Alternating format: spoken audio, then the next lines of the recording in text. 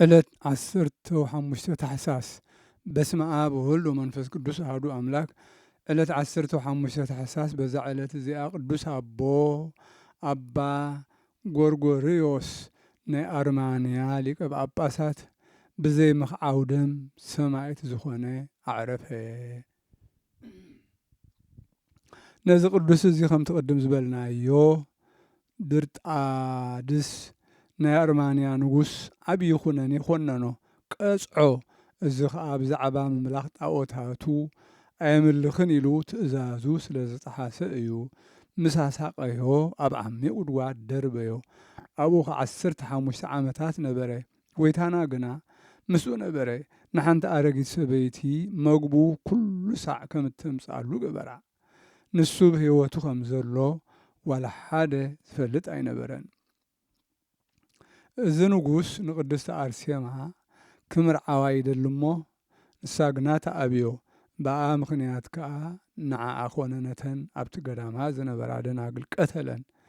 እቲ ሬሳአን ከዓ ኣብቲ ደብሪ ከይተቐብረ ተደርበ።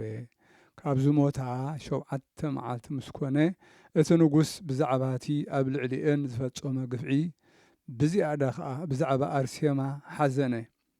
ድሕሪ እዚ እቶም ቤተሰቡ ኮነ ፈተውቱ ሓዚኑ ምስ ረኣይዎ ንዓ ኣብ ፈረስ ተወጢሕካ ናብ ሃድን ኣራዊት ውፃእ፣ እቲ ሓዘን ካብ ልብኻ ክጠፍኣልካ እዩ በልዎ። ሽዑ ኣብ ፈረሱ ተወጢሑ ምስ ኩሎም ሰራዊቱ ናብ በረኻ ንሃድን ወፀ። ሽዑ ከዓ ሰይጣን ኣብኡ ሓደረ እሞ ካብ ፈረሱ ኣውደቆ። ሽዑ ንነብሱ ክነክስ ንቤተሰቡ እውን ክነክሶም ጀመረ። ጎይታ ትርኢቱ ለዊጡ ከም ኣራዊት በረኻ መፍለስ ኣምሰሎ። ንዝረኸቦ ኩሉ ይነክሶ። ኣብቲ በረኻ ከዓ ኮለል ይብል ነበረ። ከምኡ ድማ ኣብቶም ንጉሳውያን ቤተሰብ ኣብ ብዙሓት ሰይጣን ሓደሮም። ኣብቲ ቤተ መንግስቲ ከዓ ብኽያትን ዓብዪ ፍርሃትን ኮነ። እዚ ኩሉ ዝኾነ ከዓ ብዛዕባ አርሴማን እተን ምስኣ ዝነበራን ምስ ቀተልወን እዩ። ሓውቲ ንጉስ ከዓ ብሕልማ ሓደ ሰብኣይ ንቅዱስ ጎርጎርዮስ ካብቲ ዘለዎ ጉድጓድ እንተዘውፅእኩሞ ካብ ሕማምኩም ክትሓውዩን ክትድሕኑን ኣይትኽእሉን ኢኹም ክብላ ከሎ ረኣየት። ነዚ ዝረኣየቶ ከዓ ነቶም ንጉሳውያን ቤተሰብ ኩሎም ነገረቶም። ምስ ሰምዑ ከዓ ሰንበዱ። ንሳቶም ቅዱስ ጎርጎርዮስ ቀደም ኣብቲ ዝደርበይዎ ጉድጓድ ዝሞተ እዩ ዝመስሎም ዝነበረ። ሽዑ ተንሲኦም ናብቲ ጉድጓድ ከዱ።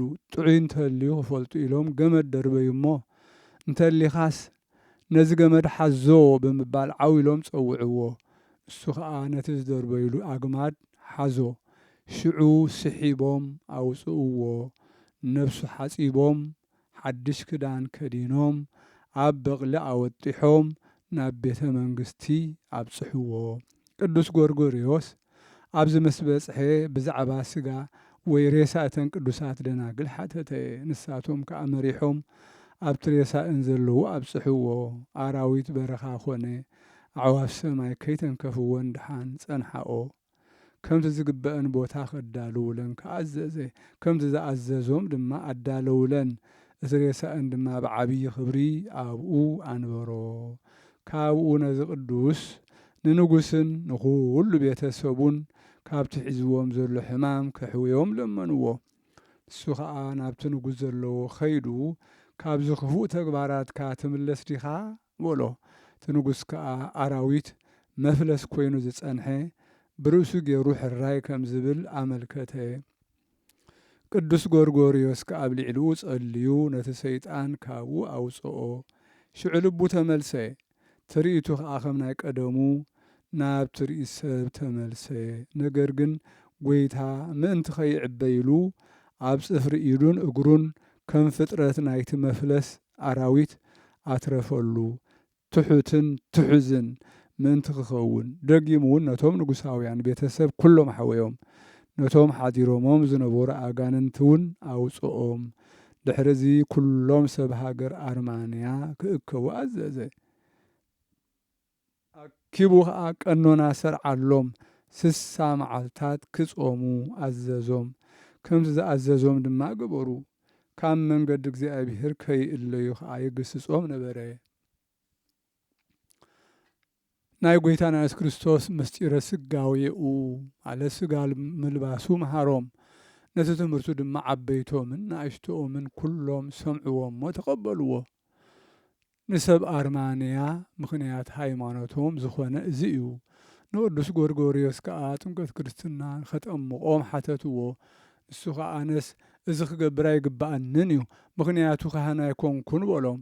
ሽዑ ናብ ንጉስ ኣኖሬዎስ ብዛዕባ እዚ ክነግርዎ፣ ንሳቶም ናብ እግዚኣብሔር ከም ዝተመልሱ እሞ ጳጳስ ንክሸመሎም ኢሎም ልኡኻት ሰደዱ። ከምኡውን ናብ ናይ ሮማ ሊቀ ጳጳሳት ለኣኹ። በቲ ግዜ እቲ ቅዱስ ለውንድዮስ ሊቀ ጳጳሳት ነበረ። ምስቶም ናብ ንጉስ ዝለኣኽዎም ልኡኻት ብዙሕ ገጸ በረኸት ሰደዱ። ጎርጎርዮስ ከዓ ምስኦም ከደ። ቶም ልኡኻት ከዓ ናብ ኣኖሬዎስ ንጉስን ናብ ሊቀ ጳጳሳትን ምስ በጽሑ ትሒዞሞ ዝኸዱ መልእኽቲ ከዓ ንንጉስን ሊቀ ጳጳሳትን ኣንበብሎም። ንጉስን ሊቀ ጳጳሳትን ከዓ ሰብ ሃገር ኣርማንያ ናብ እግዚኣብሔር ብምምላሶም ተሓጐሱ። ንጎርጎርዮስ ሊቀ ጳጳሳት ሸይሞም ከዓ ብዓብዪ ክብሪ ለኣኹሎም። ቅዱስ ጎርጎርዮስ ናብ ድርጣድስ ንጉስ ኣርማንያ ምስ በጽሐ ድማ ሰብ ሃገር ኣርማንያ ዓብዪ ሓጐስ ተሓጐሱ። ቅዱስ ጎርጎርዮስ ከዓ ብዛዕባ ሹመቱን ናብኦም ብምምፅኦም ተሓጐሰ።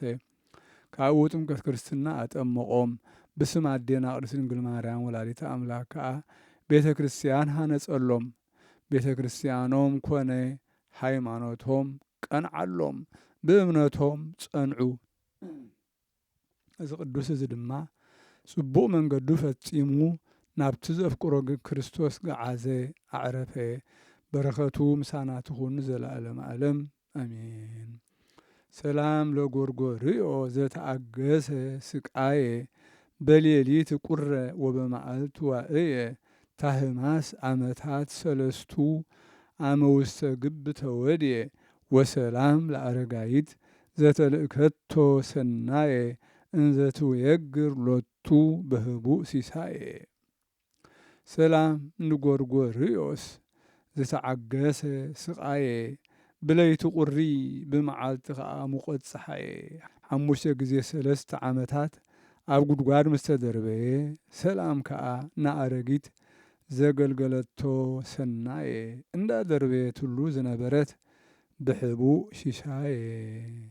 ሰላም እብል አርያኖስሃ ቀሲሰ ወአርከልየድስ ሁሩይ ፈሪሃ እግዚአብሔር ዘለብሰ ደቂቀ ጎርጎርዮስ ክልኤቱ ዘኢያእመሩ ደነሰ አሃዱ በሂሩቱ ተሰይመ ጳጳሰ ወካልኡ መኒኖ ገዳመ ፈለሰ።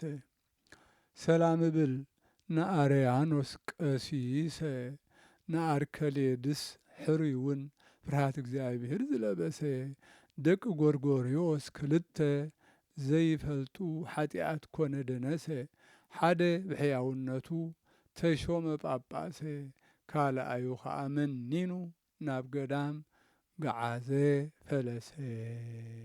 ሰላም እብል አጽፈከ ክቡረ እንተ ኮነከ ሐመረ ኤዎስጣቴዎስ ንግደትከ እንዘይገብር መንክረ እምናዕርፎ አፍለሰ አድባረ ወበጸሎቱ ቅድስት ዲበ ባሕር ሆረ። ሰላም እብል ንዓጽፍኻ ዝኸበረ ዝኾነካ መርከብ ሐመረ ኤዎስጣቴዎስ መገሻኻ መንክራት እናገበረ ካብ ዘዕረፍዎ አግዓዘ አድባረ ብቅድስት ጸሎቱውን ልዕሊ ባሕሪ ከደ ሆረ። በዛ ዕለት እዚኣ ቅዱስ ሉቃስ ዘአምድ አዕረፈ። በረኸቱ ምሳና ትኹን ንዘለዓለመ ዓለም አሜን። ሰላም ለሉቃስ ዘጻመወ ጻማ በልብሰ ሐጺን ይትጋደል ወይትቃተል ምስለ መስቴማ መዋዕለ ጾሙ ሰዱሰ እለ ተፈጸማ ለርግጥ ከርሱ እንዘይሰርዕ አቅማ በዕለተ ሰንበት ይበልዕ አሃደ ጳኩሲማ። ሰላም ንሉቃስ ዝደኸመ ዝጻመወ ጻማ ብልብሲ ሓፂን ዝጋደል ዝቃለስ ምስ ሰይጣን ምስ መስተማ መዓልታት ጾሙ 6 ምስ ተፈጸማ ንጥምይቲ ኸርሱ ኣዳልዩ ዓቕማ ዕለተ ሰንበት ይበልዕ ሓደ ህብስቲ ሓደ ጳኩሲማ። በዛ ዕለት እዚኣ መዘከርታ ቅዱስ ይምሳሕ እያ። በረኸቱ ምሳና ትኹኑ ዘላለም ዓለም ኣሜን። ሰላም ለክ አባ ይምሳሕ መዝገበ በረከት ወንጽህ ውስተ ቤተ ትፍስሕት ምርሃኒ በስነ ጽድቅከ ብሩህ እምቃለ ኃጥኣን እለ ከማይ በዕለተ ሀተታ ወፍት ከመ ማየ አፍላግ ብዙህ አመ ይደም ምጽላህ። ሰላም ንዓኻ አባ ይምሳሕ መዝገብ በረኸት ምስ ንጽህ ናብ ቤት ሓጎስ ምርሓኒ ብጽቡቕ ግብርኻ ብሩህ ካብ ቃል ኃጥኣን ከምዚ ኸማይ ኣብ ዕለት ፍርዲ ዕለት ፍትሕ ብኽያት ኣብ ዝስምዓሉ ካብ ከም ድምፂ ኣፍላግ ብዙሕ